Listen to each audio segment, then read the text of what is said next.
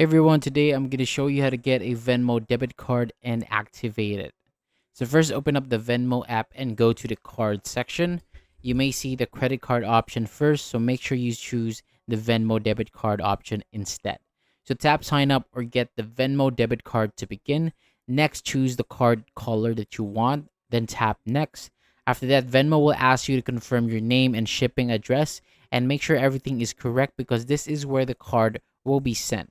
And if you need to change anything, use the edit option. Once everything looks good, agree to the terms and tap submit. And then Venmo will then show that your debit card is on the way along with the estimated delivery date. After that, you can create your 4-digit PIN, enter the PIN, confirm it, and tap save. You can also add the card to Apple Wallet so that you can start using it before the physical card arrives. And that is how you get and activate your Venmo debit card. Thank you so much for watching. For more videos like this, hit the subscribe button below and I'll see you on the next video.